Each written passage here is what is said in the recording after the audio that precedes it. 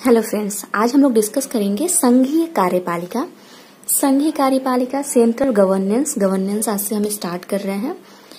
तो सबसे पहले हम ये जानते हैं, जैसे जो भारत में है वो संसदीय शासन प्रणाली है। संसदीय शासन प्रणाली का मतलब क्या होता है? इसमें दो प्रकार के कार्यपालिका का प्रावधान होता है। पहला होता है संवैधानिक प्रमुख और दूसरा है वास्तविक प्रमुख। और हमारे भारत में जो संवैधानिक प्रमुख है वो है हमारे राष्ट्रपति, हमारे प्रेसिडेंट, और जो वास्तविक प्रमुख है वो है हमारे प्राइम मिनिस्टर, प्रधानमंत्री। तो हम स्टार्ट करते हैं प्रेसिडेंट से, राष्ट्रपति से।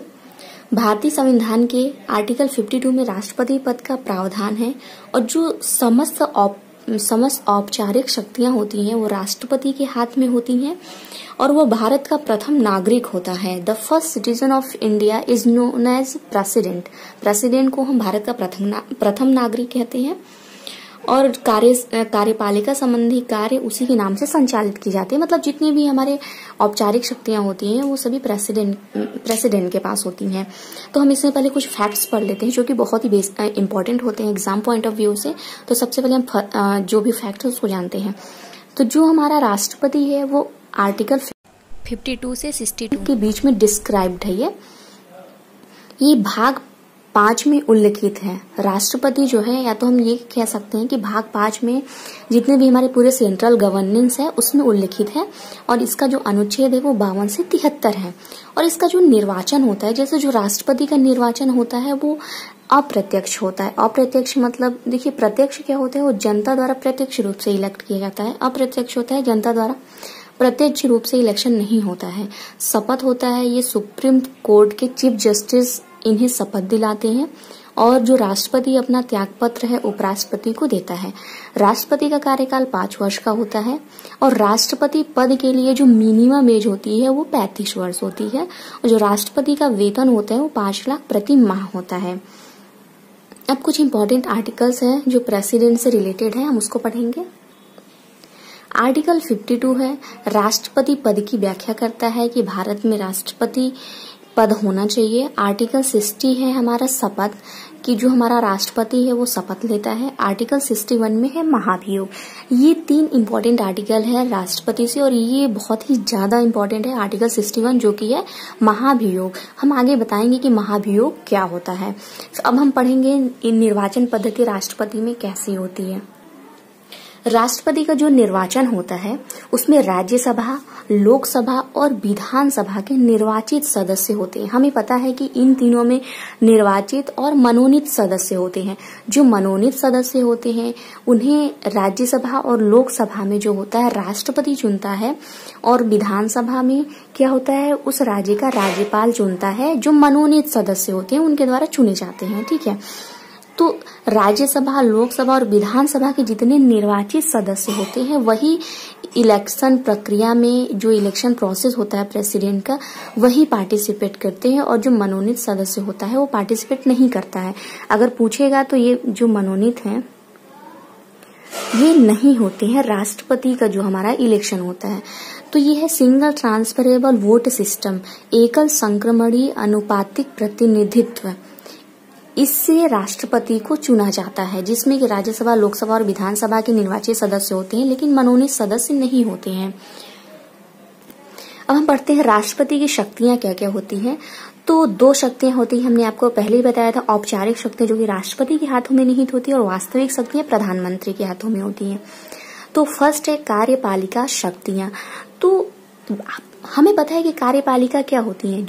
जो हमारे नीति बनाए जाते हैं, जो हमारे रूल्स बनाए जाते हैं, जो भी कानून बनाए जाते हैं, जो विधि बनाता है वो कौन होता है, विधायिका होती है। और जो विधि बनाने के बाद जो उसको इम्प्लीमेंट करता है वो कौन होती है, कार्यपालिका होती है। तो जो इम्प्लीमेंट करने वाला कार्य होता है वो कार्यपालिका में आती है। तो कार्यपालिका में हमारे आते हैं जैसे कि प्राइम मिनिस्टर हो गए, सुप्रीम कोर्ट, हाई कोर्ट के चीफ जस्टिस हो गए, कैग, एजी, यूपीएससी, और जितने भी हमारे जो गवर्नेंस होते हैं वो सारे हमारी कार्यपालिका में आते हैं। जो भी गवर्नेंस होती है वो कार्यपालिका होती है। तो कार्यपालिका शक्तियां क्या हो गई, उनसे रिलेटेड जितनी भी शक्तियां राष्ट्रपति के पास हैं वो सभी क्या होती हैं, कार्यपालिका शक्तियां होती हैं। जैसे उनकी नियुक्ति, प्राइम मिनिस्टर की नियुक्ति हो गई, उच्च न्यायालय के मुख्य न्यायाधीश और अन्य न्यायाधीश कैग हो गए, एजी हो गए, वित्त आयोग हो गए, राष्ट्रीय महिला आयोग, राज्यपाल, संघ लोक सेवा आयोग के अध्यक्ष व अन्य सदस्यों की जो नियुक्ति है वो राष्ट्रपति करता है। और दूसरा हो गया वह विदेशी राजनयिकों का आमंत्रण पत्र स्वीकार करता है और राजदूतों को नियुक्ति पत्र जारी करता है। ये कार्यपालिका शक्तियां हो गई हमारे प्रेसिडेंट की। अब आता है विधायी शक्तियां। अभी हमने बताया है जो विधायिका होती है वो क्या होती है, जो विधि को बनाती है, जो कानून को बनाती है। कानून को बनाने का कार्य किसका होता है, जो हमारी पार्लियामेंट होती है वो कानून को बनाती है। तो इसमें राष्ट्रपति का कौन कौन से शक्तियां है प्राप्त है विधायिका में। तो पहला है संसद सत्र। जो हमारा संसद का सत्र हमें पता है 3 सत्र होते हैं। संसद सत्र को आहूत करना मतलब शुरू करना, उसे बुलाना। सत्रावसान व लोकसभा को भंग करना। सत्रावसान होता है कि किसी भी सत्र को खत्म करना, सत्र का जो एंडिंग होता है उसको करना, और लोकसभा को भंग करना। ये हमारे राष्ट्रपति की विधायी शक्तियां हैं। और संयुक्त अधिवेशन बुलाना, जब भी हमारा ज्वाइंट मीटिंग होता है संसद का वो बुलाता है राष्ट्रपति। लोकसभा के 2 सदस्य, राज्यसभा के 12 सदस्यों को मनोनीत करता है राष्ट्रपति। ये उसकी विधायी शक्तियां हैं। और अध्यादेश होता है जो कि अनुच्छेद 123 में उल्लेखित है। अब हम पढ़ेंगे अध्यादेश होता क्या है। अध्यादेश होता है कि जैसे अगर संसद का अधिवेशन नहीं होता है, जैसे अगर संसद नहीं चल रहा होता है और किसी विशेष उद्देश्य के लिए कानून की आवश्यकता होती है तो राष्ट्रपति अध्यादेश जारी कर सकता है। और इस अध्यादेश का प्रभाव संसद द्वारा निर्मित कानून जैसा ही होता है। जैसे संसद जो कानून बनाता है उसी तरह होता है ये अध्यादेश जो कि राष्ट्रपति लागू करता है। फिर हम आते हैं न्यायिक शक्तियां पे। जो राष्ट्रपति की न्यायिक शक्तियां हैं जाहिर सी बात है वो न्यायालय से संबंधित है। तो अनुच्छेद 72 में क्या है, सजा माफ करना। जो राष्ट्रपति है वो अपराधी की सजा को क्षमा कर सकता है और उसकी क्षमा को कम कर सकता है और मृत्यु दंड को माफ कर सकता है। ये अनुच्छेद 72 में उल्लेखित है राष्ट्रपति की न्यायिक शक्तियां। और दूसरा क्या है कि राष्ट्रपति को ये अधिकार है कि वह सार्वजनिक हित के लिए सर्वोच्च न्यायालय से परामर्श ले सकता है। मतलब वो परामर्श ले सकता है सर्वोच्च न्यायालय से। ये आर्टिकल 143 में उल्लेखित है, जो कि हम आपको जब सुप्रीम कोर्ट पढ़ाएंगे, सर्वोच्च न्यायालय पढ़ाएंगे, उसमें हम आपको बताएंगे। फिर उसके बाद ये हमारा आपातकालीन शक्तियां, जो कि जर्मनी के संविधान से लिया गया है, जो आपातकाल है। राष्ट्रीय आपातकाल, नेशनल इमरजेंसी। पहले हम बताते 3 तरह के आपातकाल होते हैं, नेशनल इमरजेंसी, फाइनेंशियल इमरजेंसी और प्रेसिडेंशियल इमरजेंसी। और ये तीनों क्या क्या होती है वो हम डिस्कस करेंगे। तो जो राष्ट्रीय आपातकाल है, नेशनल इमरजेंसी, ये आर्टिकल 352 में उल्लेखित है। अभी तक जो राष्ट्रीय आपातकाल है वो 3 बार लगाया जा चुका है। पहला 1962 में जब इंडिया और चाइना का युद्ध हुआ था, भारत और चीन का युद्ध हुआ था। 1971 में भारत और पाकिस्तान का युद्ध हुआ था। और 1975 में जब आंतरिक अशांति थी, इंदिरा गांधी जब प्राइम मिनिस्टर थी उस टाइम पे। तो हमारा क्वेश्चन बनता है कि राष्ट्रीय आपातकाल कितनी बार लागू हुआ था, तो ये 3 बार लागू हुआ था। और ये किस आर्टिकल में उल्लेखित है, आर्टिकल 352 में है राष्ट्रीय आपातकाल। ये कब लगता है ये हम पढ़ेंगे। जैसे इस आर्टिकल के अंदर ये उल्लेखित है कि युद्ध, बाह्य आक्रमण या किसी भी विद्रोह की स्थिति से राष्ट्रपति क्या करता है, राष्ट्रपति ये समाधान हो जाए कि पूरे भारत या किसी एक भाग की सुरक्षा खतरे में है। अगर राष्ट्रपति को ये चीज समझ में आता है तो वह संपूर्ण भारत में या तो किसी भी पार्ट में जहां पर उसको अशांति की आशंका है वहां पर वो क्या करता है कि आपातकाल की घोषणा कर सकता है। ठीक है। और राष्ट्रीय आपातकाल में ये होता है कि 1 माह की अवधि के पश्चात ऐसी घोषणा संसद से अनुमोदन न होने की स्थिति में समाप्त हो जाएगी। मतलब कि अगर राष्ट्रीय आपातकाल की घोषणा हो गई है तो 1 माह के अंदर ही संसद से अनुमोदन की आवश्यकता है। मतलब इसका ये होता है कि जो संसद के 2/3 सदस्य हैं वो इस आपातकाल के लिए अगर वो अपना हाँ कह देते हैं, मतलब इसको पास कर देते हैं, तब वहां पे आपातकाल लागू रहेगा। लेकिन अगर संसद का अनुमोदन नहीं मिला है तो आपातकाल अपने आप हट जाएगा स्वतः 1 महीने के पश्चात। ये होता है हमारा राष्ट्रीय आपातकाल, नेशनल इमरजेंसी। फिर है फाइनेंशियल प्रेसिडेंशियल इमरजेंसी, जो कि आर्टिकल 356 में उल्लेखित है। इसमें क्या है कि अगर कोई राज्य है जहां पे संवैधानिक उपबंध हो, संवैधानिक उपबंधों के अनुरूप कार्य नहीं कर रही है वहां की सरकार, तो जो राष्ट्रपति है वहां पर क्या करता है कि आपातकाल घोषित कर देता है। मतलब जो अगर कहीं किसी राज्य की सरकार है, अगर संवैधानिक तरीकों से कार्य नहीं कर रही है, अगर वहां संवैधानिक चीजों को नहीं मान रही है, तो वहां पे राष्ट्रपति आपातकाल लागू कर सकता है। और ऐसी घोषणा का संसद द्वारा अनुमोदन, हमने देखा था कि जो हमारा नेशनल इमरजेंसी है उसमें 1 महीने के अंदर अनुमोदन होना चाहिए, और प्रेसिडेंशियल इमरजेंसी है अनुमोदन 2 माह के अंदर होना चाहिए। मतलब 2 माह के अंदर तक जो संसद के सदस्य है उनका अनुमोदन अनिवार्य होता है, नहीं तो फिर वो आपातकाल अपने आप स्वतः ही समाप्त हो जाता है। और फिर हम आते हैं जो हमारा प्रेसिडेंशियल इमरजेंसी है, वो कई बार अभी तक भारत में 126 बार लागू हो चुका है। और सबसे ज्यादा अगर पूछेगा कि ये किस राज्य में लागू हुआ है, तो सबसे ज्यादा ये मणिपुर में 10 बार प्रेसिडेंशियल इमरजेंसी लगाया जा चुका है।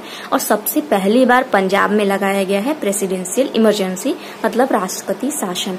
फिर हम बात करते हैं आर्टिकल 360 जो कि है फाइनेंशियल इमरजेंसी। ये कब लगता है? देश में अगर कोई आर्थिक संकट की स्थिति उत्पन्न होती है तो राष्ट्रपति अपनी विशिष्ट शक्तियां, जो भी उसके पास पावर है, वो उसका उपयोग कर सकता है और वह आपातकाल की घोषणा कर सकता है। और अभी तक कभी भी भारत में फाइनेंशियल इमरजेंसी मतलब जो वित्तीय आपातकाल है उसे कभी भी लागू नहीं किया गया है। नेशनल इमरजेंसी 3 बार लागू किया गया है और प्रेसिडेंशियल इमरजेंसी तो कई बार भारत में लागू किया गया है। पहली बार पंजाब में लागू किया गया है और सबसे ज्यादा 10 बार अभी तक मणिपुर में लागू किया गया है। अब हम पढ़ेंगे महाभियोग। महाभियोग का उल्लेख आर्टिकल 61 में है। पदावधि के पूर्व महाभियोग लगाकर पदमुक्त करना। जैसे जो राष्ट्रपति की पदावधि कितने साल की होती है? 5 साल की होती है। अगर उसके बीच में ही उसके पहले ही महाभियोग लगाकर राष्ट्रपति को पदमुक्त किया जा सकता है। 14 दिन पूर्व सूचना के साथ शुरू की जाती है। जैसे अगर महाभियोग लगाए जाना है राष्ट्रपति पर तो उसकी सूचना संसद में और राष्ट्रपति को 14 दिन पूर्व ही मालूम हो जाती है। और 2/3 बहुमत, मतलब जो संसद के सदस्य हैं उसके लिए 2/3 बहुमत चाहिए होता है महाभियोग को लाने के लिए और उसको मंजूरी देने के लिए, मतलब राष्ट्रपति को पदमुक्त करने के लिए। अगर 2/3 बहुमत संसद के मान जाते हैं तो राष्ट्रपति पदमुक्त हो जाता है।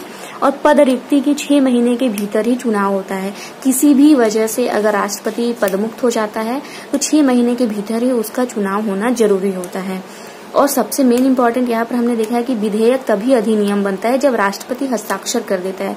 जैसे जो बिल्स है वो कब एक्ट का रूप धारण करते हैं? जब उस पर राष्ट्रपति अपना सिग्नेचर कर देता है। अब हम पढ़ेंगे कि जो विधेयक है वो उसमें राष्ट्रपति का क्या अहम रोल होता है, उसको हम पढ़ेंगे। जब कोई भी बिल जब वो संसद से पास हो जाता है, जैसे कि लोकसभा राज्यसभा से पास होने के बाद जब वो राष्ट्रपति के पास आता है तो राष्ट्रपति के पास 3 पावर होती है कि जो भी उसके पास बिल आया है या तो उस पर वो अपना हस्ताक्षर कर दे, ठीक है, या तो वह पुनर्विचार के लिए भेज दे। तो ये सारी जो होती है ये होती है वीटो पावर, ठीक है। तो वीटो पावर जो होती है राष्ट्रपति की वो 3 तरह की वीटो होती है। पहला है आत्यंतिक वीटो जिसको हम एब्सोल्यूट वीटो कहते हैं, और निलंबनकारी वीटो, सस्पेंशन वीटो, जेबी वीटो, पॉकेट वीटो। तो सबसे फर्स्ट हम समझते हैं कि आत्यंतिक या तो एब्सोल्यूट वीटो क्या होता है। एब्सोल्यूट वीटो में क्या होता है कि यह जो राष्ट्रपति होता है वह अपनी अनुमति को सुरक्षित रखता है। सुरक्षित रखने का तात्पर्य है कि वह उस बिल पर अपने हस्ताक्षर कर देता है। यह होता है आत्यंतिक वीटो, जिस बिल पर राष्ट्रपति अपना हस्ताक्षर कर दे।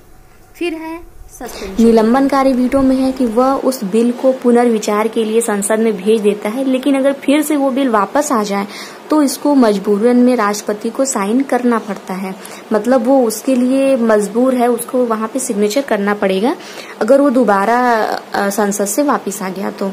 जेबी वीटो या तो पॉकेट वीटो, इसमें क्या है कि न ही वह अनुमति देता है, न ही अनुमति देने से इनकार करता है, न ही पुनर्विचार के लिए उसको भेजता है। मतलब इसमें वह किसी भी प्रकार की कोई एक्टिविटी नहीं कर रहा है बिल्स के लिए, ना ही वो अपनी परमिशन दे रहा है, न ही परमिशन देने से इनकार कर रहा है, न ही वो पुनर्विचार के लिए भेजता है। तो ये होता है हमारा पॉकेट वीटो। ऐसा एक बार हो चुका है डाक विधेयक 1986 में, जो कि उसमें के प्रेसिडेंट थे ज्ञानी जैल सिंह। उन्होंने पॉकेट वीटो का यूज किया था। मतलब जो इन्होंने न ही कोई अनुमति दी थी, न ही इनकार किया था, न ही पुनर्विचार के लिए भेजा था। और एब्सोल्यूट वीटो में क्या होता है कि वो अपनी अनुमति को सुरक्षित रखते हैं, मतलब परमिशन नहीं देते हैं। और निलंबनकारी वीटो में होता है कि वह पुनर्विचार के लिए भेज देते हैं। ये था कुछ पावर जो हमारे राष्ट्रपति के हैं। हम राष्ट्रपति से संबंधित कुछ क्वेश्चंस पढ़ लेते हैं। ठीक है, भारत के जो प्रथम राष्ट्रपति थे वो डॉक्टर राजेंद्र प्रसाद थे और वो सर्वाधिक समय तक रहे। वो 12 वर्ष तक हमारे भारत के राष्ट्रपति रहे थे। और डॉक्टर जाकिर हुसैन देश के पहले मुस्लिम राष्ट्रपति थे। ये पहले ऐसे राष्ट्रपति थे जिनका कार्यकाल के दौरान ही मृत्यु हो गई थी, डॉक्टर जाकिर हुसैन की। एम हिदायतुल्लाह राष्ट्रपति पद की शपथ लेने वाले सर्वोच्च न्यायालय के एकमात्र न्यायाधीश थे। मतलब जब ये राष्ट्रपति पद पर आए तो उसके पहले ये सुप्रीम कोर्ट के न्यायाधीश थे। भारत के वर्तमान राष्ट्रपति रामनाथ कोविंद। निर्विरोध चुने जाने वाले जो प्रथम राष्ट्रपति थे वो थे नीलम संजीव रेड्डी। ये सबसे कम उम्र में चुने जाने वाले राष्ट्रपति थे। 4 प्रधानमंत्रियों के साथ जो काम करने वाले राष्ट्रपति थे वो थे डॉक्टर पंडित शंकर दयाल शर्मा। पहले जो दलित राष्ट्रपति थे वो थे KR नारायणन। ये हमारे प्रेसिडेंट से रिलेटेड जो भी इम्पोर्टेंट फैक्ट्स थे और जो भी हमारे एग्जाम में आते हैं वो हम आज सब डिस्कस कर लिए हैं।